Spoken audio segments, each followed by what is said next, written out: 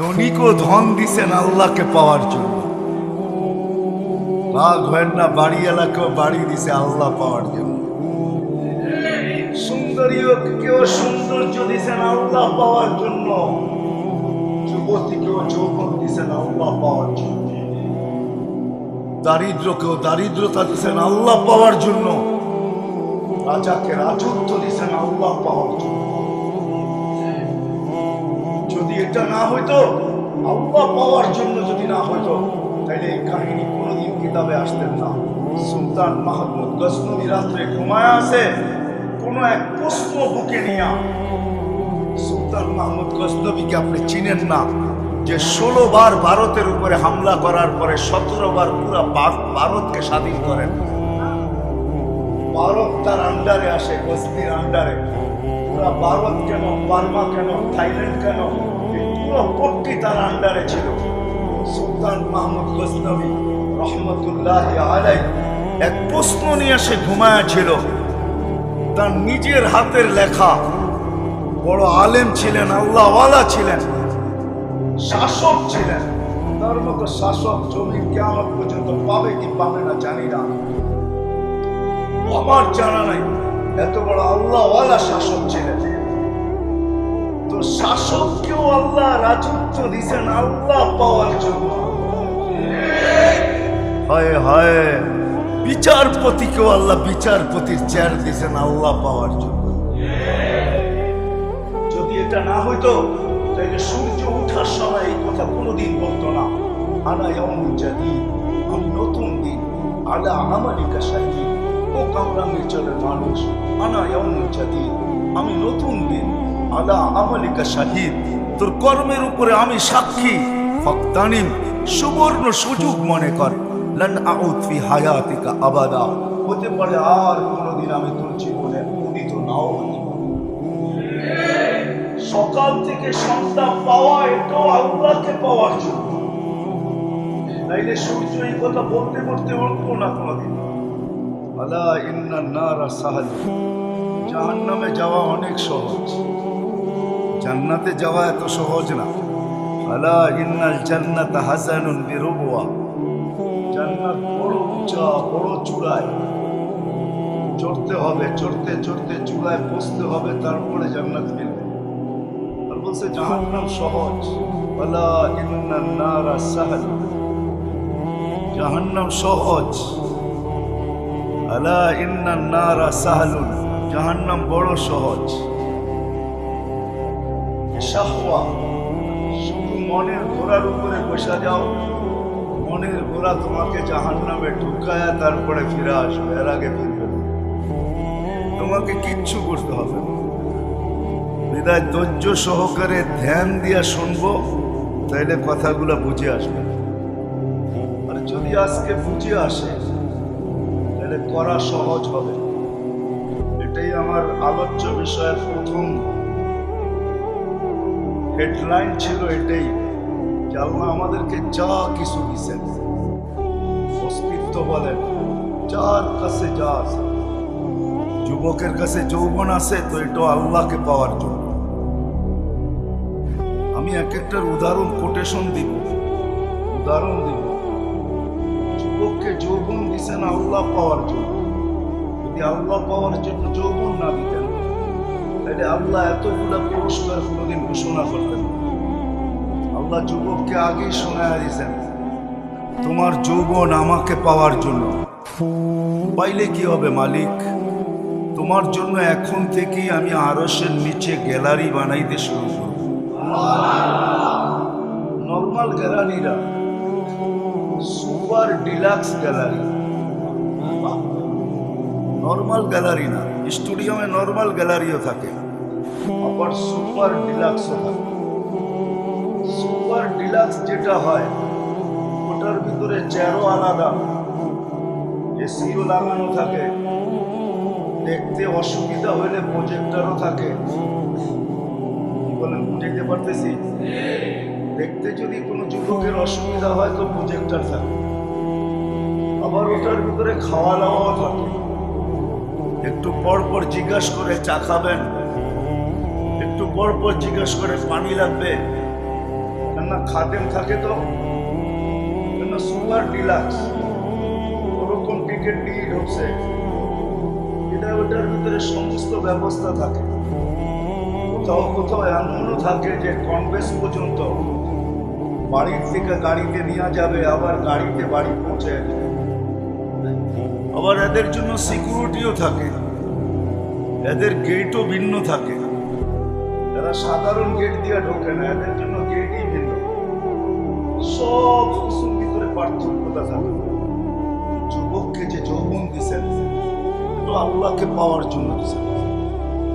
এই জন্য আল্লাহ ঘোষণা দিচ্ছেন, যুবক যৌবন আমাকে পাওয়ার জন্য, নাইলে তোমাকে আমি যৌবন দিতাম না। আমরা ভাবি যৌবন মনে হয় অন্য কাজের জন্য দিচ্ছেন। না না না না, বাহিরের লাউড স্পিকার খোলা, এত কথা হিন্দিতে এত কথা বোঝানো যাবে না, নাইলে চোখে আঙ্গুল দিয়েও বোঝানো যেত। যৌবন আল্লাহ এই জন্য দেন নাই, যেই জন্য আমরা ভাবি। যুবকরা যেটা ভাবে এই জন্য যৌবন দেন নাই, আমাদের সমাজ যেটা বলে এই জন্য যৌবন দেন নাই, যে কিছু করলে তো এই বয়সেই করবে। প্রবাদ বাক্য আমাদের আছে সচরাচর, মা বাবাও বইলা বেড়ায় কখনো কখনো, যুবক তো এই বয়সেই তো কিছু করবে, ঠিক না? এই বয়সে যৌবন কিছু করার জন্য দেন না, আল্লাহকে পাওয়ার জন্য। এই জন্যই আল্লাহ বুঝাইতে চাইতেছে, যুবক তোমার যৌবন আল্লাহকে পাওয়ার জন্য। তুমি আল্লাহকে পাওয়ার জন্য যৌবন দিছি, তো ঘোষণা দিতেছেন তুমি আল্লাহকে যদি পাওয়া যাও তো তোমার জন্য আমি আজকের থেকেই শাবুন নাশাফি এবা সাবাতুন ইয়াদিল্লুহুমুল্লাহু তাহতা দিল্লি ইয়াউমা দিল্লু শাবুন নাশাফি ইবাদাতিল্লাহ। আল্লাহ বলতেছেন তোমাকে আমার আরশের নিচে কিয়ামতের দিন সুপার ডিলাক্সে আমি জায়গা দেব। শুধু ডিলাক্স না, সুপার ডিলাক্স তোমার জন্য গ্যালারি তৈরি হবে। যুবকের যৌবনও আল্লাহকে পাওয়ার জন্য, রূপসীর রূপও আল্লাহকে পাওয়ার জন্য। বলতে বলতে যদি বলা যায় তাহলে দারিদ্রের দারিদ্রতাও আল্লাহকে পাওয়ার জন্য। কেননা গরিবের ঘরের দুয়ারে জান্নাত লুটুপুটু খায়, গড়াগড়ি খেতে থাকে। এই জন্য আল্লাহ রসুল বুঝেছেন গরিব, বলছে হ্যাঁ গরিব, বলে কোনো চিন্তা নাই, আমিনু আলা রাব্বিকুম সাল্লু খামসাকুম সুম্মু শাহরাকুম মুতু ওয়াদখুলু জান্নাতা রাব্বিকুম। ঈমানটা বানাও, নামাজটা ঠিক করো, রোজাটা রাখো, মরতে দেরি, জান্নাতে যেতে দেরি হবে না। তারপরে পুরস্কার দিছেন। কেমন পুরস্কার? দুনিয়ার আধিপত্য হাজারো মানুষের হাতে, হাজারো শ্রেণীর হাতে। শ্রেণী বলা যায়, মানুষ না, হাজারো শ্রেণীর হাতে দুনিয়ার আধিপত্য। বাড়িওয়ালার ভাবি ভিন্ন, ঠিক না? কি বলেন? যদিও খোদলে নিচে এখনো পানি পাওয়া যাবে কামরাঙ্গীর চরে। রাগ হয় না, কিন্তু বুঝানোর জন্য বলতেছি, পায়ে হাত রাখি, কেননা 30 হাত গভীর ছিল, এখানে 40 হাত গভীর ছিল। কামরাঙ্গীর চর যখন পড়তাম তো বর্ষার যুগে তো পুরাটা চরই আমাদের চোখের সামনে ভাসত। আজকের কথা বলতেছি না, সেই 86-র কথা বলতেছি। পুরাটা চরই তো চোখের সামনে ভাসত, ভাসমান। তো বাড়িওয়ালার ভাবি ভিন্ন। তো হাজারো শ্রেণীর হাতে এখন দুনিয়ার আধিপত্য, ঠিক না? মার্কেটওয়ালা হইলে তো কোনো কথাই নেই, ঠিক না? আমি আপনাদের এখানের একজন লোককে চিনি যে এখানের মার্কেটের মালিক। আপনাদের এখানে হবে না হয় কালীগঞ্জ হবে, মনে হয় এইখানেই হবে, কামরাঙ্গীর চলে।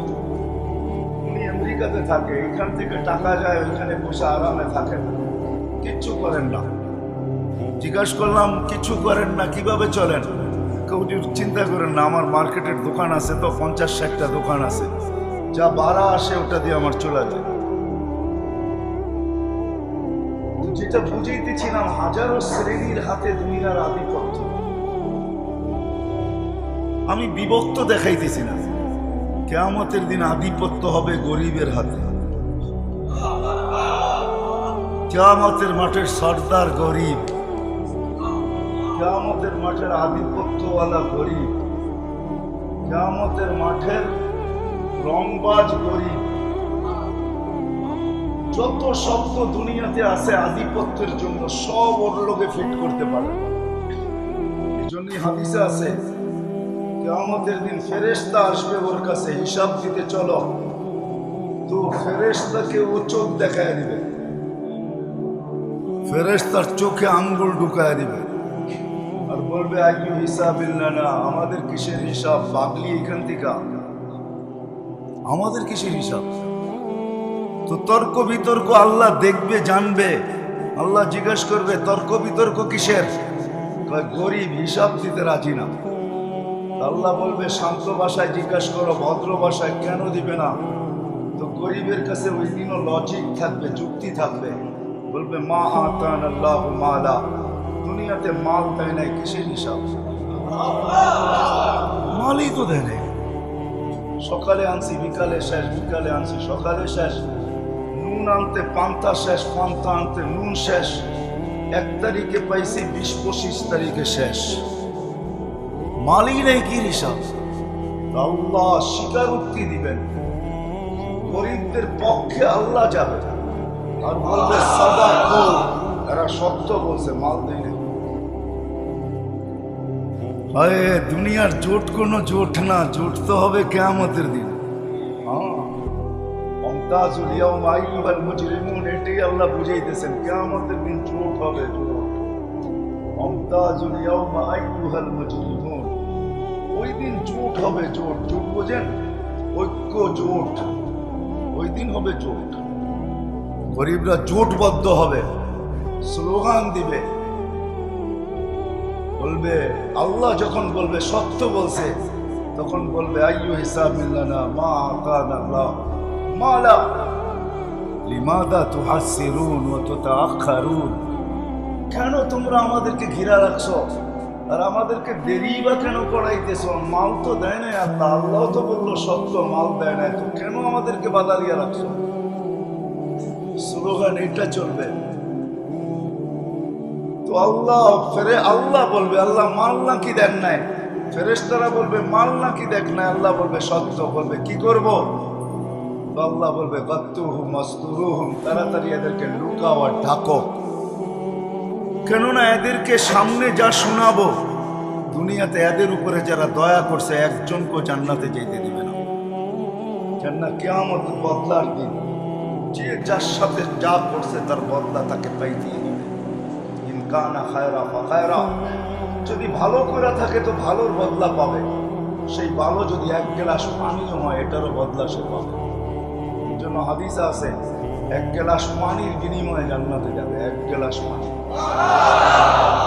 যেই দোকানদাররা দোকানের সামনে ফ্রি পানি রেখা দেয়, হয় গরমের দিন রিক্সার থেকে নামছে, পিপাসা লাগছে, তো দোকানের সামনে ঝাড় রেখা দিছে পানি, ওইখান থেকে 1 গ্লাস পান করে বাড়ির দিকে হাঁটা শুরু করছে, সে রাখছেই পথিক খাবে, ওই 1 গ্লাস পানির বিনিময়ে সে জান্নাতে যাবে। কেননা চিত্র যদিও পানকারী ধারণ করে নাই, বা চিত্র যদিও যে পান করাইছে সেও ধারণ করে নাই। চিত্র বোঝেন? আরে বোঝেন নাকি চিত্র? চিত্র কি?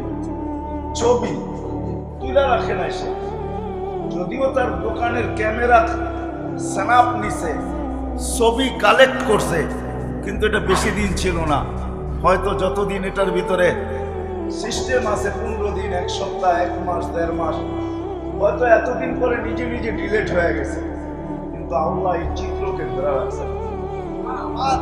কিয়ামতের দিন যে পান করছে সে যদি জান্নাতে যায়, আর যে পান করাইছে সে যদি না যায়, তো আল্লাহ ওই যে যাবে না, যে পান করাইছে তার সামনে চিত্র তুলে ধরবে আর তাকে দেখায় দিবে, ওই যে যায় বদলা নিলে নিতে পারে।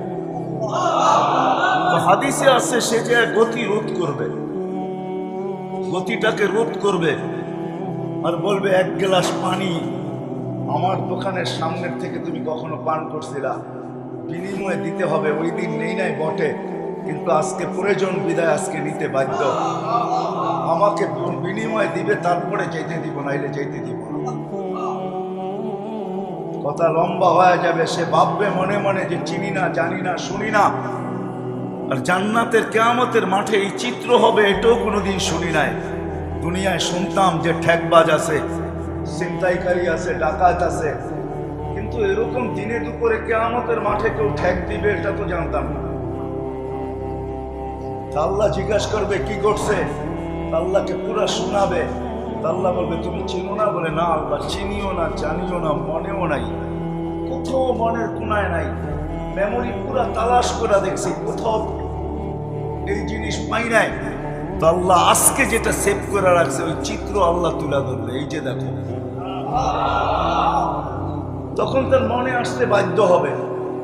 তো আল্লাহ বলবেন যে এইবার প্রতিদান দাও। তো সে বলবে আল্লাহ আমি তো আপনার করুণায় যাইতেছি, আমি তো আপনার দয়ায় যাইতেছি, আপনার অনুগ্রহে জান্নাতে যাইতেছি, আমি একে দিব তো দিব কোত্থেকে? তখন আল্লাহর রহমতে জোশ আসবে। তো আল্লাহ বলবে খুশবি ইয়াদি আকিকা ওয়াদখুলিল জান্নাহ, দুইজন দুইজনের হাত ধরো আর সিধা জান্নাতে চলো। সময় অল্প, আপনাদেরকে আমি বুঝাইতে পারবো না। লম্বা সময় হতো তাহলে বোঝানো যেত, জন্য সমাজ স্বল্পতার কারণে কিয়ামতের দিন গরিবদেরকে আল্লাহ বলবে যে ডাকো আর লুকাও। এজন্যই পরক্ষণে যা শোনাবে, যারা দুনিয়াতে গরিবের উপরে দয়া করছে তারা সব পিছন থেকে এসে পাঞ্জাবি টাইনা ধরবে। কেননা কিয়ামতের মাঠ বদলার দিন, যে যার সাথে যা করছে ওটার বদলা দিতেই হবে। হুকুকুল্লাহ তো মাফ হবে, কিন্তু হুকুকুল ইবাদ একটু মাফ হবে না। না না মাফ হবে না। আমরা তো হুকুকুল্লাই মানি না, হুকুকুল ইবাদ করতে কে মানব? হুকুকুল ইবাদ বলতে তো আমরা চিনিও না, জানিও না। খায়াল এটা আলাদা আলোচ্য বিষয়, ওইদিকে আমি চাইতে চাই না। যেটা বুঝাইতে চাই ওইদিকেই চাইতে চাই। বিদায় ডাকবে, লুকাবে, তারপরে আল্লাহ বলবে কানে কানে বলে দাও ইনতালিকু ইলাল জান্নাতি বিগাইরি হিসাব ওয়ালা কিতাব, জান্নাতে চলে যাও তোমরা, না হিসাব না কিতাব।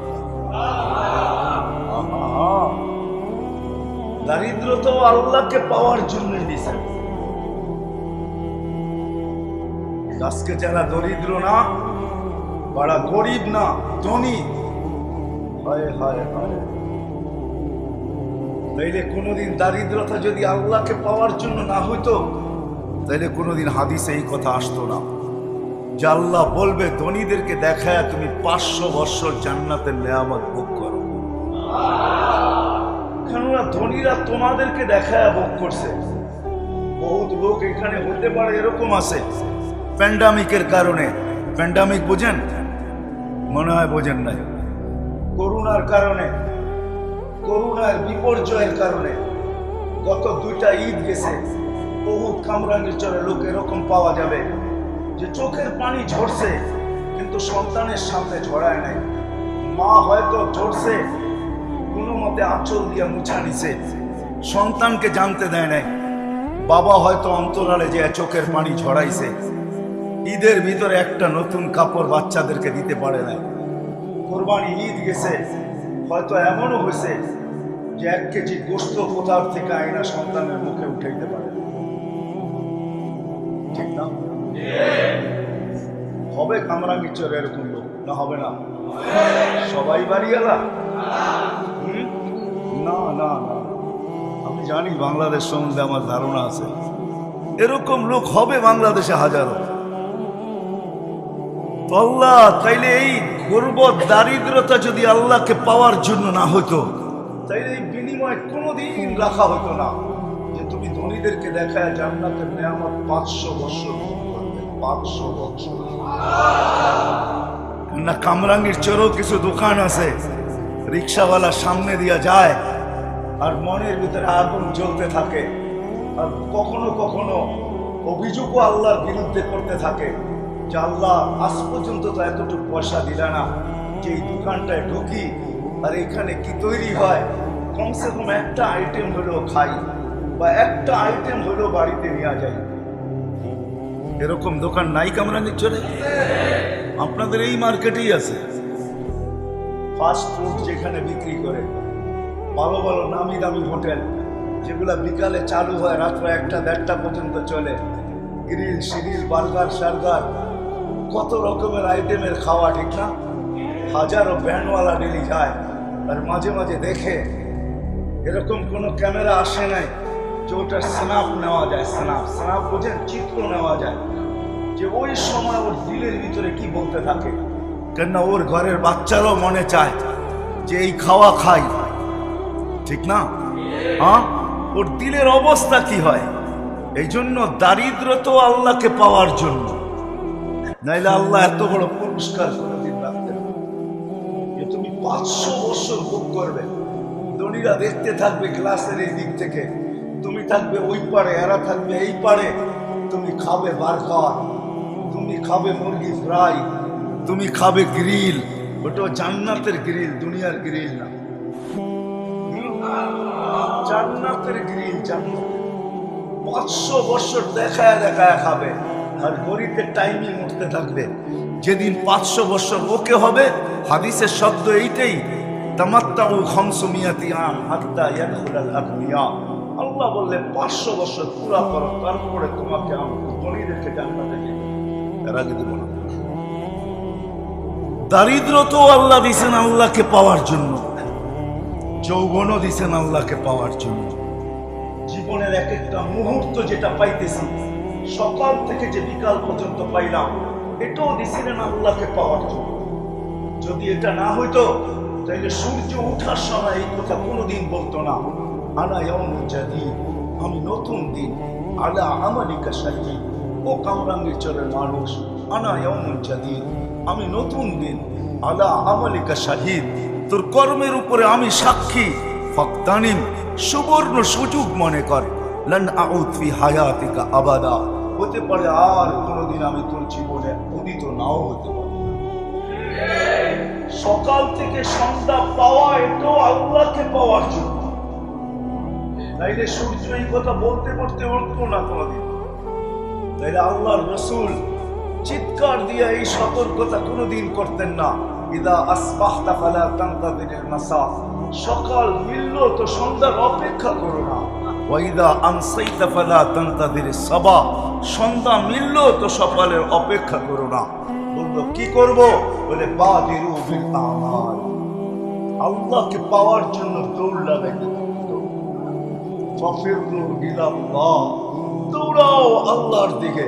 কেননা তোমার সব কিছু, ঝুপড়িওয়ালার ঝুপড়িও, অট্টালিকাওয়ালার অট্টালিকাও, রাজার রাজত্ব, প্রত্যেক ব্যক্তিকে যা কিছু দিছেন সব আল্লাহকে পাওয়ার জন্য। আল্লাহকে পাওয়ার জন্য যদি না হইতো তাহলে এই কথা কোনোদিন আসতো না। যার দুটা মেয়ে আছে, সে তাদেরকে সঠিক শিক্ষা দিল, সঠিক পাত্রে তাকে অর্পণ করলো, তো আল্লাহর রাসূল বলতেছে আমি তোমাকে জান্নাত লেখা দিতেছি। এই কথা কোনোদিন বলা হইতো না। সন্তানও আল্লাহকে পাওয়ার জন্য, এই কথা কোনোদিন বলা হইতো না। তাইলে যে ইদা মাতাল ইনসান ইনকাতা আনহু আমালুহু ইল্লা সালাস, এই কথা কোনোদিন হইতো না বলা যে মানুষ যখন মারা যায় আমলের সমস্ত সেক্টর খাতা বন্ধ হয়ে যায়, কিন্তু তিনটা কোনোদিন বন্ধ হয় না। ওয়ালাদুন সালিহুন ইয়াদউ লাহ, নেক সন্তান যে মা বাবার জন্য হাত উঠায় দোয়া। আবার আল্লাহ এটাও কোনোদিন বলতেন না, যখন হাত উঠায় তো আল্লাহ বলে দুনিয়াওয়ালা দেখতে পারে যে উপরে ছাদ আছে, দুনিয়াওয়ালা দেখতে পারে উপরে আকাশ আছে, দুনিয়াওয়ালা দেখতে পারে যে উপরে আকাশ আছে, দুনিয়াওয়ালা দেখতে পারে উপরে সামিয়ানা আছে, দুনিয়াওয়ালা দেখতে পারে দুনিয়া ছাদ আছে, দুনিয়াওয়ালা দেখতে পারে ঘরের অন্ধকারে আছে। আল্লাহ বলে হাত উঠাইতে দেরি, ফালা হিজাবা বাইনি ওয়া বাইনা, এর মাঝে আমার মাঝে কোনো পর্দাই থাকে না, সবগুলাকে আমি ডিলিট করে দিই, সব পর্দাকে আমি সরায় দিই। তাহলে কোনোদিন এই কথা বলা হতো না। আমি বুঝাইতে পারতেছি কিনা জানি না, কেননা আমার কাছে শুন নাই, আমি কোত্থেকে আপনাদের, আমি কিন্তু কাটা কাটাই বুঝাইতে চেষ্টা করতেছি। আমাদের যার কাছে যা আছে সব কিছুর উদ্দেশ্য হলো আল্লাহকে পাওয়া।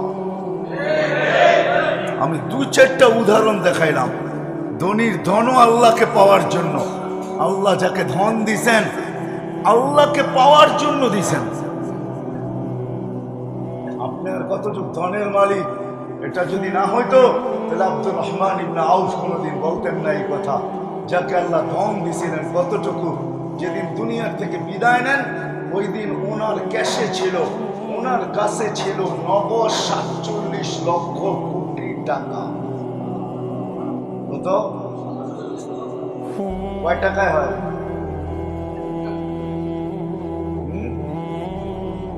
47। বাঙালি গুলা বললাম না, আরো বাঙালি আছে। 47 লক্ষ কোটি টাকা ক্যাশ ছিল, ক্যাশ। আপনাদের এবার ন্যাশনাল বাজেট হয়েছে 6 লক্ষ কোটি টাকা, ওনার কাছে ছিল 47 লক্ষ কোটি টাকা। ওনাকে জিজ্ঞাসা করছে এত দেন কেন? বলছে আল্লাহ পাওয়ার জন্য দিছে, লিল্লাহি ওয়ালি রাসূলিহি ওয়ালিল মুমিনিন। আল্লাহ পাওয়ার জন্য দিছে, আল্লাহ পাওয়ার। আমার কাছে যদি সামর্থ্য থাকতো তাহলে আমি ওই লোককে এখানে নিয়ে আসতাম। আমার কাছে সামর্থ্য নাই, বড় অ্যাবিলিটি লাগবে, তাইলে তাকে হয়তো নিয়ে আসা যেতে পারে। এক শিল্পপতিকে সে 3 রাত্র স্বপ্নে দেখছেন যে অমুক ফলওয়ালাকে উমরা করাও, অমুক ফলওয়ালাকে উমরা করাও। প্রথম দিন, দ্বিতীয় দিন সে পুরুক্ষেপ করে নেয় যে হয়তো এটা তেমনি দেখতেছি। তো তৃতীয় দিন বড় কঠোর ভাবে দেখছেন, কঠোরতার সাথে স্বপ্ন সামনে আসছে যে তুই করাবি কি করাবি না বল। তো সে ঘুমের থেকে উঠছে, কোনো মতে তার নাম্বার জোগাড় করছে, তোরা তাকে ফোন দিছে তোমাকে আমি উমরা করাইতে চাই। সে একটা অট্ট হাসি দিয়া বলছে যে আমি তো নামাজই পড়ি না, আমি আবার কি উমরা করবো? আমি তো মসজিদই চিনি না, উমরা আবার কি করব আমি? তো সে বলছে আমি অবশ্যই তোকে করাবো। পুরা কাহিনী খুলে বলছে। তো সে বলছে ডেলি কামাই ডেলি খাই, আমি উমরায় চলে গেলে ঘর চলবে কি দিয়া? তো শিল্পপতি বলছে শুধু তোর খরচ দিব না, তোর ঘরের খরচও দিব, চল তুই। তো বাধ্য হয়েছে যাইতে। উমরার থেকে যখন ফিরত আসতেছেন, যেদিন ফিরত আসবেন, গাড়িতে উঠবে, এয়ারপোর্টের দিকে রওনা হবে, তো বলছে মালিক 2 রাকাত নামাজ পড়া নিতে চাই। আবার জীবনে আসা হয় কি না হয় জানি না।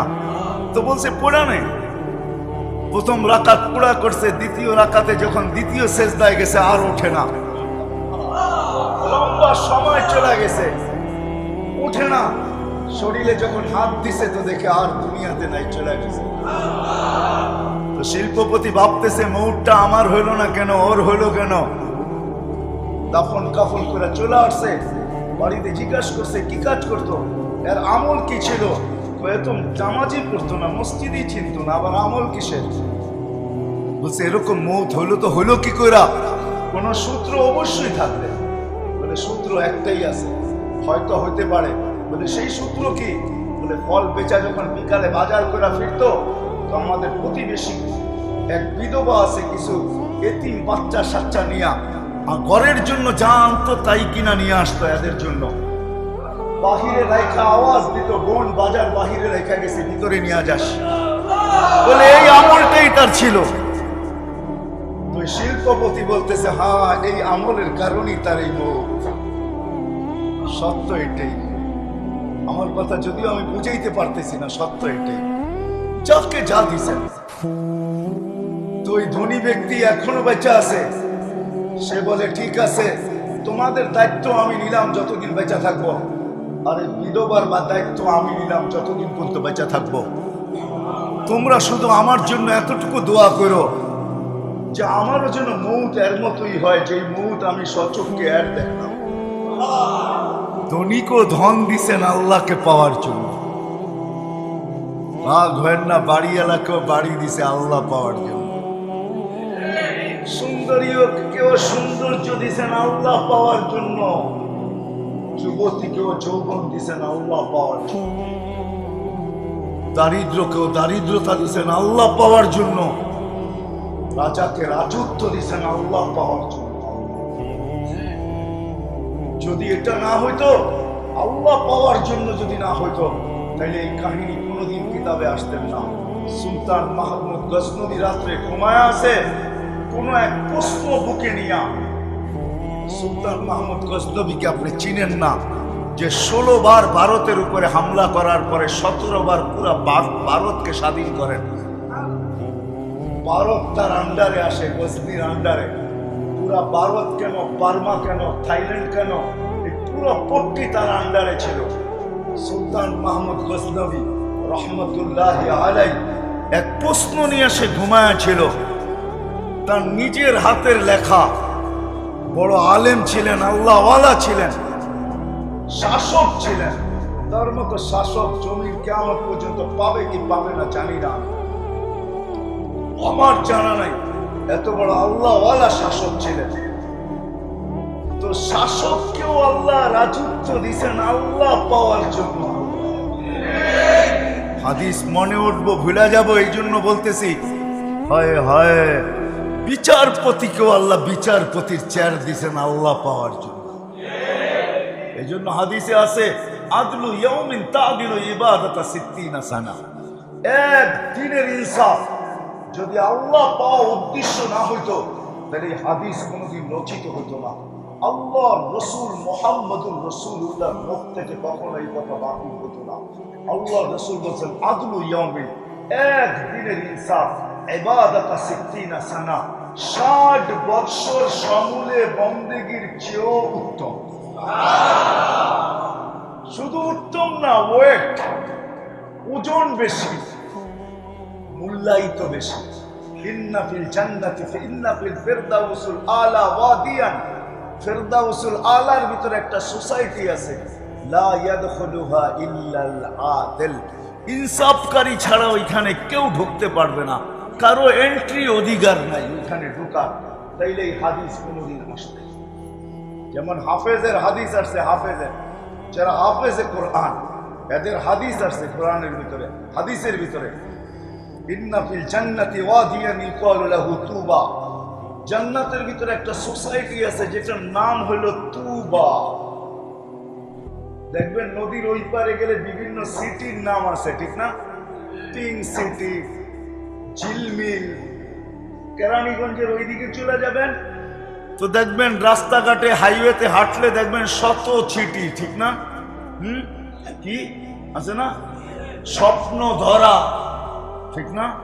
হ্যাঁ, ওইখানে আইলি স্বপ্ন কোনোদিন আজ পর্যন্ত কেউ ধরতে পারে না, ওইখানে গেলেই ধরতে পারবেন, এমন জাল লাগানো আছে, ঠিক না?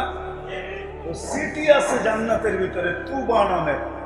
খালাকাল্লাহু মিন মারজান, আল্লাহ মারজান দিয়া তৈরি করেছেন, মারজান পাথর দ্বারা। লাহু ৭০ আলফা বাবান, যা ৭০,০০০ গেট।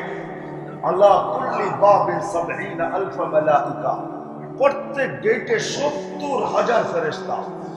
হাফেজে কোরআন যখন ঢুকবে তো প্রত্যেক গেটে ৭০,০০০ ফেরেশতা গার্ড অফ অনার দিবে। Guard of honour, guard of honour বুঝেন? হ্যাঁ, গার্ড অফ অনার দিবে। শেষ দরজা যখন অতিক্রম করে শহরে ঢুকবে, ৭০,০০০ অতিক্রম করার পরে শহর শুরু হবে। তো ৪৯০ কোটি ফেরেশতার গার্ড অফ অনার কমপ্লিট হবে। কত?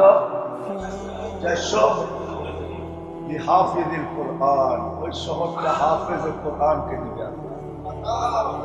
আপনি আঙ্গুল উঠেলে কি আর আসে যায়? আপনি আজকে গালি দিলেই কি বা আসে যায়? হ্যাঁ, আসতে দেন না যাও সময়। তো আল্লাহ যা দিচ্ছেন, এরকম আদেলের জন্য, ইনসাফকারীর জন্য একটা সোসাইটি বানানো আছে যেখানে আর কেউ ঢুকতে পারবে না। তো সুলতান মাহমুদ কোন স্বপ্ন নিয়ে ঘুমায়া গেছেন, প্রশ্ন নিয়ে ঘুমায়া গেছেন। স্বপ্নে আল্লাহর রসুল আসছে আর আয়েশা বলছে, সুলতান তোকে আল্লাহ মাফ করে দিছে, যা।